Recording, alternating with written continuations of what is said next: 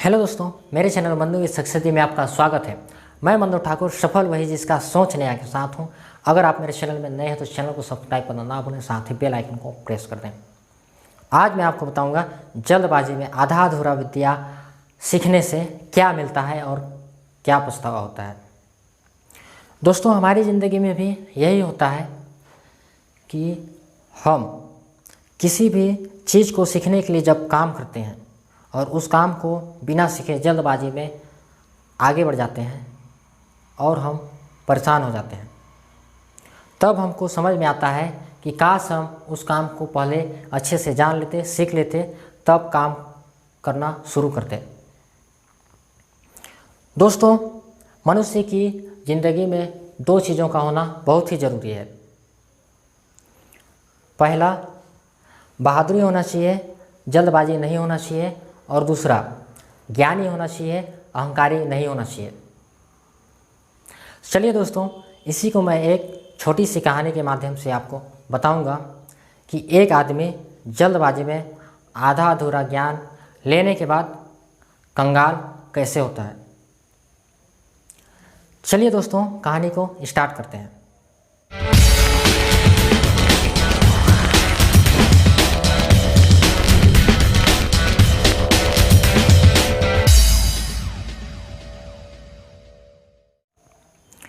एक गरीब आदमी अपनी गरीबी से परेशान होकर अपनी जीवन समाप्त करने के लिए नदी के पास जाता है।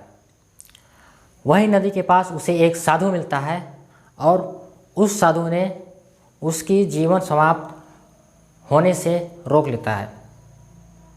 और साधु जी पूछते हैं कि बेटा, तुम अपना जीवन समाप्त करना क्यों चाह रहे हो। तब वह गरीब आदमी अपना पूरा परेशानी बताता है।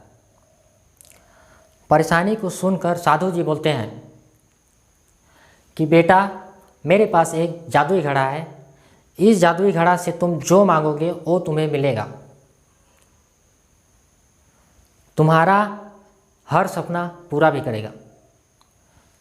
पर एक बात का हमेशा याद रखना कि जब यह जादुई घड़ा गिरकर फूट जाएगा तो यह जादुई घड़ा जो तुम्हें दिया रहेगा उसको वापस ले लेगा। जो तुम जादुई घड़ा से मांगे रहोगे वो सबको जादुई घड़ा वापस कर लेगा। साधु जी बोले, इसके लिए तुम मेरा एक काम करना होगा। गरीब आदमी बोला, क्या काम करना है साधु जी। साधु जी बोले कि अगर तुम मेरी 2 साल तक मेहनत करोगे तो मैं तुम्हें इस जादुई घड़े को दे दूंगा, और अगर 5 साल तक तुम मेरी सेवा करोगे तो इस जादुई घड़ा को दोबारा बनाने का विद्या सिखा दूंगा। अब उस गरीब आदमी को लालच आ गया और जल्दबाजी भी करने लगा। और गरीब आदमी सोचने लगा कि क्यों न मैं इस जादुई घड़ा को जल्द से जल्द अपने घर में ले जाऊं और इसका इस्तेमाल करना शुरू कर दूं। गरीब आदमी जैसे तैसे करके 2 साल साधु की सेवा करने लगा और सेवा करके जादुई घड़ा को अपने घर में ले गया। जैसे ही जादुई घड़ा को अपने घर में ले जाता है और वह पहला दिन जादुई घड़ा से अनाज मांगता है, जादुई घड़ा अपना काम करना शुरू कर दिया। वह अनाज से पूरा घर भर दिया। ठीक ऐसा ही करते करते जादुई घड़ा से मांगते मांगते वह एक दिन अमीर आदमी बन गया। बड़े से बड़े लोगों को अपने घर में खाना खाने भी बुलाया करता था। अमीर आदमी धीरे धीरे शराब पीना भी स्टार्ट कर दिया। एक दिन जब वह शराब पीकर घर आया और अपनी जादुई घड़ा को सिर में रखकर खुशी से नाचने लग गया और कहने लगा कि आज मैं जो अमीर हूँ इसी जादुई घड़ा से अमीर हूँ। और वह जादुई घड़ा दीवार से टकराने के कारण नीचे गिर जाता है और टूट जाता है।